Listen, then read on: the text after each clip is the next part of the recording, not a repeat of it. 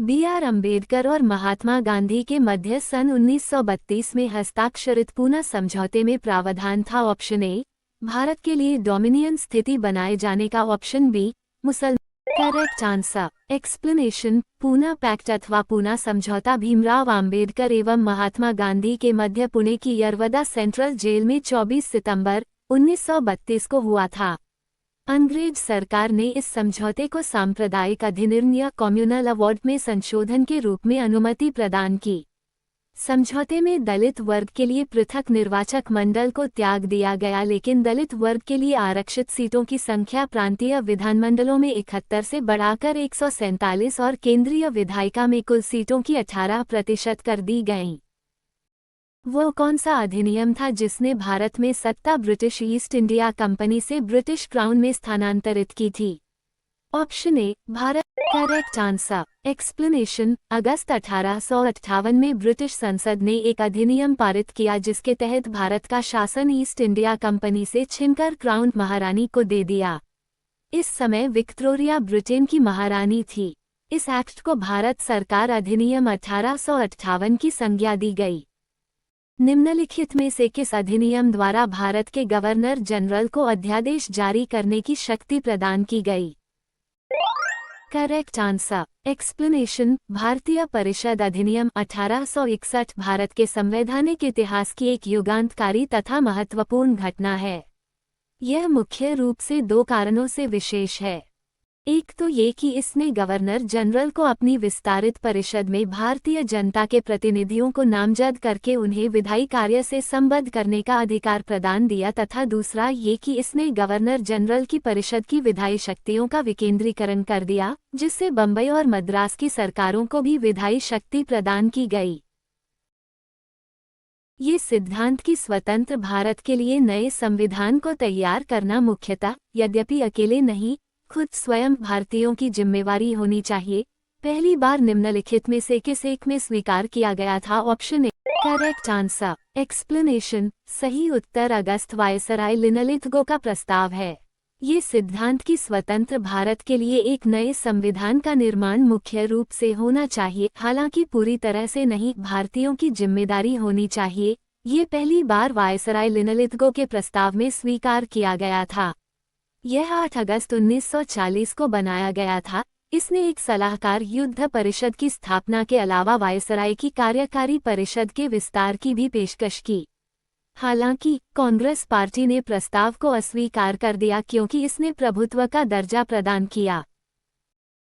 Regulating act पारित किया गया। ऑप्शन ए 1773। Correct answer. Explanation. Regulating act का उद्देश्य भारत में ईस्ट इंडिया कंपनी की गतिविधियों को ब्रिटिश सरकार की निगरानी में लाना था।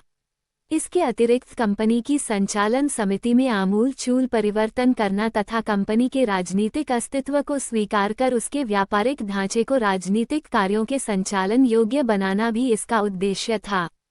इस अधिनियम को 1773 में ब्रिटिश संसद ने पास किया तथा 1774 में इसे लागू किया गया। भारत के गवर्नर जनरल को किस एक्ट के द्वारा अपनी समिति के निर्णयों को अस्वीकार करने का अधिकार मिला? Correct answer. एक्सप्लेनेशन। 1786 1793 का चार्टर एक्ट अधिनियम पिट ने 1786 का अधिनियम पारित करवाया, जिसका प्रमुख उद्देश्य कॉर्नवालिस को भारत के गवर्नर जनरल के पद के लिए तैयार करना था। इस अधिनियम के तहत मुख्य सेनापति की शक्तियां भी गवर्नर जनरल में निहित कर दी गई। पिट्स इंडिया एक्ट किस वर्ष पारित किया गया? Option A. Correct answer. Explanation. Pitt's India act 1784 में पारित किया गया था। यह अधिनियम ब्रिटिश ईस्ट इंडिया कंपनी के प्रशासनिक कार्यों और वाणिज्यिक गतिविधियों को नियंत्रित करने के उद्देश्य से लाया गया था। इस अधिनियम के माध्यम से भारतीय प्रशासन में ब्रिटिश सरकार का नियंत्रण बढ़ाया गया। निम्नलिखित में से किस अधिनियम को माले मिंटो सुधार के रूप में भी जाना जाता है? Correct answer. एक्सप्लेनेशन। भारतीय परिषद अधिनियम 1909 को माले मिंटो सुधार के नाम से भी जाना जाता है। इस अधिनियम के माध्यम से भारतीय विधायिका में सांप्रदायिक निर्वाचन प्रणाली की शुरुआत की गई थी। जिसके तहत मुस्लिम समुदाय को अलग निर्वाचन मंडल प्रदान किया गया। मिंटो माले सुधार का उद्देश्य क्या था? ऑप्शन ए, पृथक निर्वाचन प्रणाली। Option B, correct answer. Explanation, Morley Minto सुधारों का मुख्य उद्देश्य उदारवादियों को दिग्भ्रमित कर राष्ट्रवादियों में फूट डालना तथा सांप्रदायिक निर्वाचन प्रणाली को अपनाकर राष्ट्रीय एकता को विनष्ट करना था। माले मिंटो सुधार बिल किस वर्ष में पारित किया गया? Correct answer. एक्सप्लेनेशन, भारत परिषद अधिनियम 1909, इंडियन काउंसिल्स एक्ट 1909 या माले मिंटो सुधार भारत परिषद अधिनियम 1909, इंडियन काउंसिल्स एक्ट 1909 को माले मिंटो सुधारों के नाम से भी जाना जाता है क्योंकि इस समय माले भारत सचिव एवं लॉर्ड मिंटो वायसराय थे। इन्हीं दोनों के नाम पर इसे माले मिंटो सलमानों के लिए अतिरिक्त निर्वाचक मंडल प्रारंभ में किसके द्वारा लाया गया था? Option A, Cripps mission 1942। Option B, Morley Minto सुधार 1909। ऑप्शन सी, मॉन्टेग्यू चेम्सफोर्ड सुधार 1919। ऑप्शन डी, भारत सरकार अधिनियम 1935। Correct answer. एक्सप्लेनेशन, वर्ष 1909 में भारत परिषद अधिनियम, जिसे माले मिंटो सुधार भी कहा जाता है, लाया गया। इस अधिनियम द्वारा चुनाव प्रणाली के सिद्धांत को भारत में पहली बार मान्यता मिली। गवर्नर जनरल की कार्यकारी परिषद में पहली बार भारतीयों को प्रतिनिधित्व मिला तथा केंद्रीय एवं विधान परिषदों के सदस्यों को सीमित अधिकार भी प्रदान किए गए। 1909 के इंडियन काउंसिल एक्ट में किस बात की व्यवस्था की गई थी? Correct answer. एक्सप्लेनेशन, 1909 के भारत शासन अधिनियम को भारत सचिव और वायसराय के नाम पर माले मिंटो सुधार भी कहा जाता है। इसका निर्माण उदारवादियों को संतुष्ट करने के लिए किया गया था। लॉर्ड मिंटो को सांप्रदायिक निर्वाचन मंडल का पिता कहा जाता है क्योंकि उन्होंने इन सुधारों के माध्यम से पृथक निर्वाचन मंडल के सिद्धांत का प्रारंभ किया। भारतीय राष्ट्रीय कांग्रेस ने 1909 के अपने अधिवेशन में इस अधिनियम के अन्य सुधारों का तो स्वागत किया, लेकिन धर्म के आधार पर पृथक निर्वाचक मंडलों की स्थापना के प्रावधान का विरोध किया। मॉन्टेग्यू चेम्सफोर्ड सुधार में प्रावधानों का सार था। Option A, correct answer. Explanation, Montagu Chelmsford सुधार विशेषताएं: 1. केंद्र में द्विसदनात्मक विधायिका की स्थापना। 2. केंद्र में प्रत्यक्ष निर्वाचन व्यवस्था। 3. प्रांतों में द्वैध शासन प्रणाली की शुरुआत। 4. लोक सेवा आयोग का गठन किया गया। 5. पहली बार महिलाओं को सीमित मात्रा में मत देने का अधिकार। 6. केंद्रीय बजट को राज्य के बजट से अलग किया गया। 1946 का कैबिनेट मिशन 3 मंत्रियों में गठित था। निम्नलिखित में से कौन इसका सदस्य नहीं था? Correct answer. एक्सप्लेनेशन, वर्ष 1946 में ब्रिटेन के प्रधानमंत्री इटली ने भारत में एक 3 सदस्यीय उच्च स्तरीय शिष्टमंडल भेजने की घोषणा की। इस शिष्टमंडल में ब्रिटिश कैबिनेट के 3 सदस्य लॉर्ड पैथिक लॉरेंस भारत सचिव, सर स्टेफर्ड क्रिप्स व्यापार बोर्ड के अध्यक्ष तथा वी. एलेक्जेंडर एडमिरल्टी के प्रथम लॉर्ड या नौसेना मंत्री थे।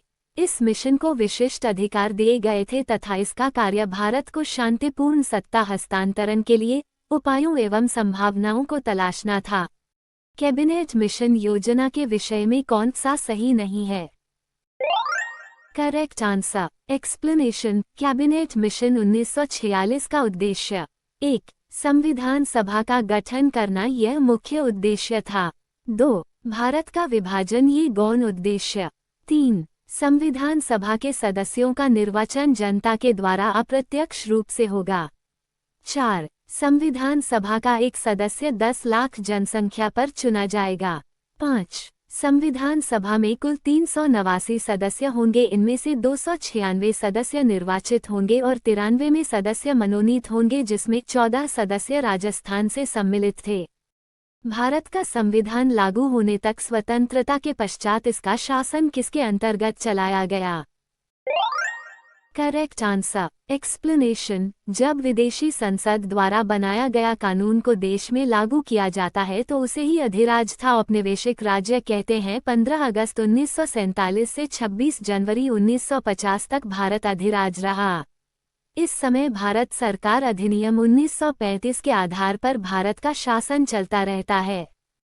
भारतीय को वर्ष 1947 में सार्वभौम सत्ता सौंपने की योजना निम्न में से किस नाम से जानी गई? Correct answer. एक्सप्लेनेशन। माउंटबेटन योजना 3 जून 1947 को लॉर्ड माउंटबेटन द्वारा प्रस्तुत की गई थी। ये योजना भारत के जनसाधारण लोगों में मनबाटन योजना के नाम से भी प्रसिद्ध हुई। मुस्लिम लीग पाकिस्तान के निर्माण पर अड़ी हुई थी। विवशतापूर्वक कांग्रेस तथा सिखों द्वारा देश के विभाजन को स्वीकार कर लेने के बाद समस्या के हल के लिए लॉर्ड माउंटबेटन लंदन गए और वापस आकर उन्होंने योजना प्रस्तुत की। कौन सुमेल नहीं है? ऑप्शन ए माले मिंटो सुधार सांप्रदायिक प्रतिनिधित्व। Correct answer. Explanation. Simon commission की नियुक्ति ब्रिटिश प्रधानमंत्री ने सर जॉन साइमन के नेतृत्व में की थी। इस कमीशन में 7 सदस्य थे, जो सभी ब्रिटेन की संसद के मनोनीत सदस्य थे। यही कारण था कि इसे श्वेत कमीशन कहा गया। साइमन कमीशन की घोषणा 8 नवंबर 1927 को की गई। कमीशन को इस बात की जांच करनी थी कि क्या भारत इस लायक हो गया है कि यहाँ लोगों को संवैधानिक अधिकार दिए जाएं। इस कमीशन में किसी भी भारतीय को शामिल नहीं किया गया, जिस कारण इसका बहुत ही तीव्र विरोध हुआ। भारत शासन अधिनियम 1919 के अंतर्गत विधायिका का अंतिम निर्वाचन किस वर्ष में किया गया था? Option A correct answer. Explanation. केंद्रीय विधानसभा के चुनाव भारत सरकार अधिनियम 1919 के तहत वर्ष 1926 और 1945 में हुए थे। विधानसभा का अंतिम चुनाव 1945 में हुआ था। भारत सरकार अधिनियम 1919 भारत सरकार अधिनियम 1919 भारत में अंग्रेजों द्वारा पारित संसद का एक अधिनियम था। ये भारत सरकार में भारतीयों की भागीदारी का विस्तार करने के लिए पारित किया गया था। यह अधिनियम भारत के राज्य सचिव एडविन मोंटेग्यू और वाइसराय लॉर्ड चेम्सफोर्ड की रिपोर्ट में अनुशंसित सुधारों का प्रतिनिधित्व करता है। यह अधिनियम शुरू में 1919 से 1929 तक 10 वर्षों के लिए अधिनियमित किया गया था। यह अधिनियम उदार निरंकुशता के अंत का प्रतिनिधित्व करता है। साइमन कमीशन द्वारा 10 वर्षों में इसकी समीक्षा की जानी थी। अखिल भारतीय महासंघ स्थापित करने का प्रावधान शामिल किया गया था। ऑप्शन ए भारत सरकार अधिनियम 1935 में। Option B correct answer. Explanation. British शासनकाल के दौरान 1935 का भारत शासन अधिनियम पारित किया गया, जिसमें केंद्र और राज्यों के बीच शक्तियों का बंटवारा किया गया था तथा राज्य में द्वैध शासन समाप्त कर केंद्र में द्वैध शासन को लागू किया गया था। इसमें एक अखिल भारतीय महासंघ स्थापित करने का प्रावधान शामिल किया गया था। इस संघ का निर्माण तत्कालीन ब्रिटिश भारत के प्रांतों, चीफ कमिश्नर प्रांतों एवं देशी रियासतों से मिलाकर होना था, परंतु यह व्यवस्था लागू नहीं की जा सकी। 1935 के भारत सरकार अधिनियम द्वारा स्थापित होने वाले संघ में अवशिष्ट शक्तियां गवर्नर जनरल को प्रदान की गई थी। निम्न में से किस अधिनियम ने केंद्र में द्वैध शासन प्रणाली को स्थापित किया? ऑप्शन ए भारत शासन अधिनियम 1935। ऑप्शन बी भारत शासन अधिनियम 1919। ऑप्शन सी भारत परिषद अधिनियम 1909। ऑप्शन डी भारत परिषद अधिनियम 1892। Correct answer. एक्सप्लेनेशन। प्रांतों में द्वैध शासन भारत सरकार अधिनियम 1919 से लागू किया गया एवं भारत सरकार अधिनियम 1935 के द्वारा समाप्त कर दिया गया और केंद्र में द्वैध शासन को लागू किया गया। इंडियन काउंसिल एक्ट 1861 वायसराय को अध्यादेश जारी करने का अधिकार। इंडियन काउंसिल एक्ट 1892 केंद्रीय और प्रांतीय विधायी परिषद का विस्तार। संघीय प्रणाली का पहला प्रयास भारत सरकार अधिनियम द्वारा किया गया था। Option A 1909। Option B 1919। Option C 1935। Option D इनमें से कोई नहीं। Correct answer. एक्सप्लेनेशन। ब्रिटिश शासनकाल के दौरान 1935 का भारत शासन अधिनियम पारित किया गया, जिसमें केंद्र और राज्यों के बीच शक्तियों का बंटवारा किया गया था तथा राज्य में द्वैध शासन समाप्त कर केंद्र में द्वैध शासन को लागू किया गया था। इसमें एक अखिल भारतीय महासंघ स्थापित करने का प्रावधान शामिल किया गया था। इस संघ का निर्माण तत्कालीन ब्रिटिश भारत के प्रांतों, चीफ कमिश्नर प्रांतों एवं देशी रियासतों से मिलाकर होना था, परंतु यह व्यवस्था लागू नहीं की जा सकी। 1935 के भारत सरकार अधिनियम द्वारा स्थापित होने वाले संघ में अवशिष्ट शक्तियां गवर्नर जनरल को प्रदान की गई थी। प्रांतीय स्वायत्तता शुरू करने के लिए भारत की ब्रिटिश सरकार द्वारा कौन सा अधिनियम पारित किया गया था? Correct answer explanation. प्रांतीय स्वायत्तता शुरू करने के लिए 1935 का भारत सरकार अधिनियम पारित किया गया था। इस अधिनियम के माध्यम से प्रांतों में द्वैध शासन की व्यवस्था समाप्त की गई और उन्हें अधिक स्वायत्तता प्रदान की गई। भारत में सचिव का पद किसके द्वारा निर्मित किया गया था? Option correct answer explanation. Government of India act 1858 company के शासन को समाप्त कर भारत का शासन ब्रिटिश महारानी को सौंप दिया गया। इस अधिनियम के तहत एक भारतीय राज्य सचिव का प्रावधान किया गया और उसकी सहायता के लिए एक 15 सदस्यों की भारतीय परिषद स्थापित की गई। किस भारतीय अधिनियम के तहत पहली बार विधायिका में कुछ निर्वाचित प्रतिनिधित्व की मंजूरी दी गई? Correct answer explanation. 1909 के एक्ट में पहली बार गवर्नर जनरल की कार्यकारिणी परिषद में एक भारतीय को नियुक्त किया जाएगा। नियुक्ति होने वाले प्रथम भारतीय थे लॉर्ड सिन्हा। भारत शासन अधिनियम 1935 द्वारा स्थापित संघ में अवशिष्ट शक्तियां किसे दी गई थी? Correct answer explanation. भारत शासन अधिनियम 1935 द्वारा स्थापित संघ में अवशिष्ट शक्तियां गवर्नर जनरल को दी गई थी। किस अधिनियम को मोंटेग्यू चेम्सफोर्ड सुधार के नाम से जाना जाता है? Correct answer explanation. Montagu Chelmsford सुधारों को भारत सरकार अधिनियम 1919 का आधार माना जाता है। मोंटेग्यू चेम्सफोर्ड सुधार या अधिक संक्षेप में मोंटफोर्ड सुधार के रूप में जाना जाते भारत में ब्रिटिश सरकार द्वारा धीरे धीरे भारत को स्वराज्य संस्थान का दर्जा देने के लिए पेश किए गए सुधार थे। यूनाइटेड किंगडम की संसद का एक अधिनियम है जिसने 1947 में ब्रिटिश भारत को भारत और पाकिस्तान के 2 नए संयंत्र उपनिवेशों में विभाजित किया था। Correct answer explanation. भारतीय स्वतंत्रता अधिनियम यूनाइटेड किंगडम की संसद का एक अधिनियम है जिसने 1947 में ब्रिटिश भारत को भारत और पाकिस्तान के 2 नए स्वतंत्र उपनिवेशों में विभाजित किया था। इस अधिनियम के तहत भारत और पाकिस्तान को स्वतंत्रता प्राप्त हुई थी। किस भारत सरकार अधिनियम के तहत पहली बार विधायिका में कुछ निर्वाचित प्रतिनिधित्व की मंजूरी दी गई? अब भारत सरकार अधिनियम 19। Correct answer explanation. A Bharat सरकार अधिनियम 1919 प्रांतों में द्वैध शासन की शुरुआत A3। बी भारत सरकार अधिनियम 1935 प्रांतीय स्वायत्तता की स्थापना B1। सी मिंटो माले सुधार 1909 सांप्रदायिक निर्वाचन की शुरुआत C4। डी भारत परिषद अधिनियम 1861 सती प्रथा का उन्मूलन D2। यह अधिनियम नहीं बल्कि 1829 में सती प्रथा समाप्त की गई थी, लेकिन इस प्रश्न में इसे विकल्प के रूप में चुना गया है। ई भारत सरकार अधिनियम 1858 ब्रिटिश शासन का सीधे भारत में नियंत्रण E5। का Pitt's India act British East India company के वाणिज्यिक और राजनीतिक कार्यों के बीच अंतर करता है? Correct answer explanation. Pitt's India act 1784 में पारित किया गया था। इस अधिनियम ने ब्रिटिश ईस्ट इंडिया कंपनी के वाणिज्यिक और राजनीतिक कार्यों के बीच स्पष्ट अंतर किया और भारतीय प्रशासन में ब्रिटिश सरकार का नियंत्रण बढ़ाया।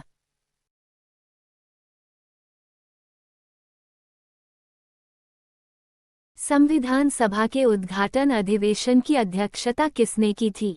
Correct answer explanation. संविधान सभा के उद्घाटन अधिवेशन की अध्यक्षता सच्चिदानंद सिन्हा ने की थी।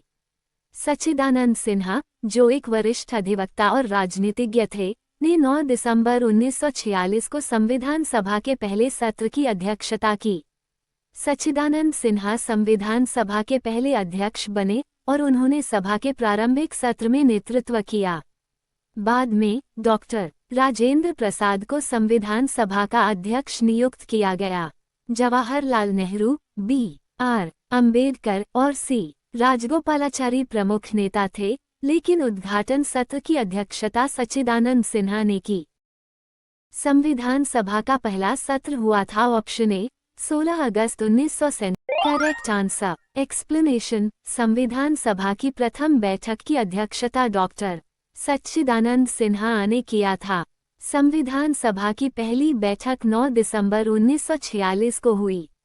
11 दिसंबर 1946 को डॉक्टर राजेंद्र प्रसाद और एच.सी. मुखर्जी को क्रमशः संविधान सभा का अध्यक्ष और उपाध्यक्ष चुना गया।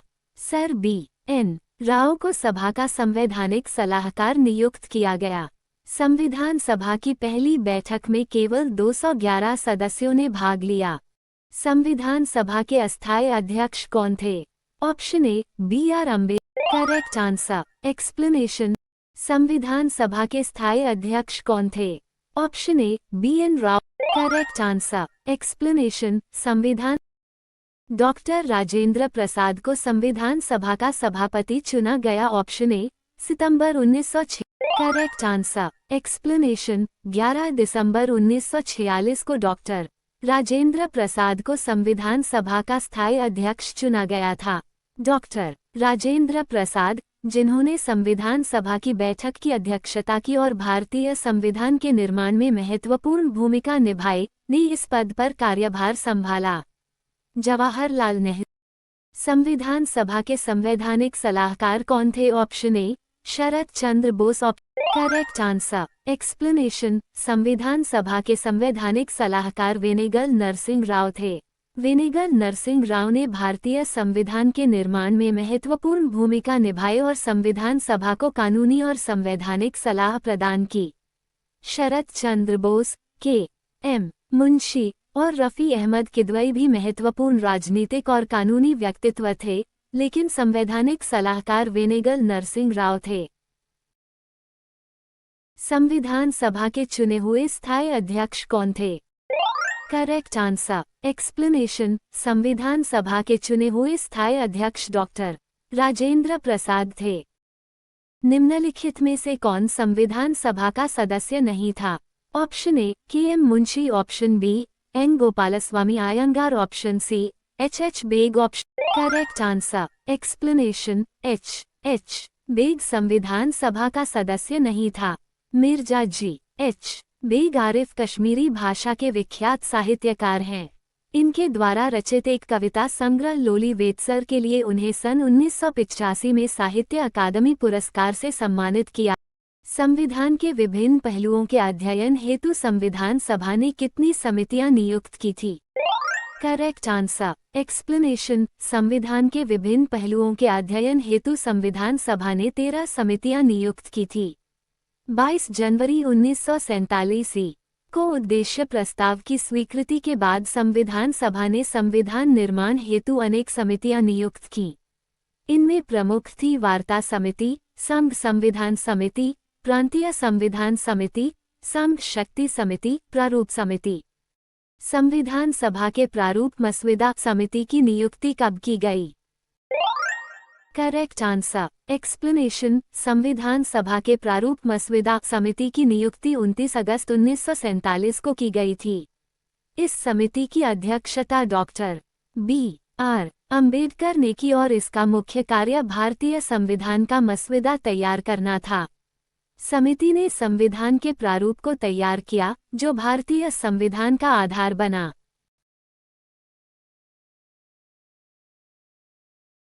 भारतीय संविधान सभा की प्रारूप मसौदा समिति के अध्यक्ष थे। Option A correct answer. संविधान सभा के प्रारूप मसौदा समिति में सदस्यों की संख्या कितनी थी? Correct answer. एक्सप्लेनेशन। प्रारूप समिति के सदस्यों की संख्या 7 थी, जो इस प्रकार है। 1. डॉक्टर भीमराव अंबेडकर अध्यक्ष। 2. N. Gopal Swami Ayyangar. 3. Alladi Krishna Swami Ayyar. 4. Kanhaiyalal Maniklal Munshi. 5. Syed Mohammad Saadulla. 6. N. Madhav Rao B. L. Mitra के स्थान पर। 7. टी. कृष्णामाचारी 1948 में डी. पी. खेतान की मृत्यु के पश्चात। निम्न में से कौन भारतीय संविधान की प्रारूपण समिति के सदस्य नहीं थे? Option A Gopalachari Ayyangar. Correct answer. Explanation. निम्नलिखित में से कौन प्रारूप मसविदा समिति का सदस्य नहीं था? Correct answer explanation. भारतीय संविधान की प्रारूप मसविदा समिति के समक्ष प्रस्तावना का प्रस्ताव किसने रखा? Correct answer explanation. संविधान सभा की प्रारूप मसविदा समिति की नियुक्ति 29 अगस्त 1947 में की गई। भारतीय संविधान सभा की प्रारूप मसविदा समिति के अध्यक्ष डॉक्टर B.R. अम्बेडकर थे। संविधान की प्रारूप मसविदा समिति के समक्ष प्रस्तावना का प्रस्ताव जवाहरलाल नेहरू ने रखा।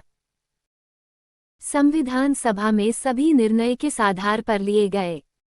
Correct answer explanation. संविधान सभा में सभी निर्णय सहमति और समायोजना के आधार पर लिए गए।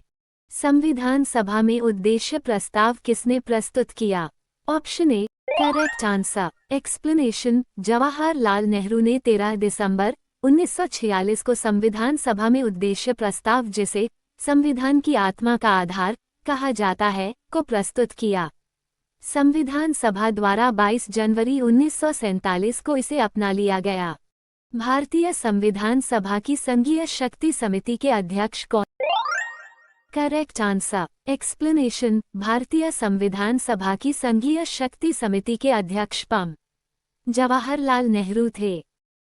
भारतीय संविधान को अपनाया गया ऑप्शन ए संविधान सभा। Correct answer explanation. भारत का संविधान भारत का सर्वोच्च विधान है जो संविधान सभा द्वारा 26 नवंबर 1949 को पारित हुआ तथा 26 जनवरी 1950 से प्रभावी हुआ।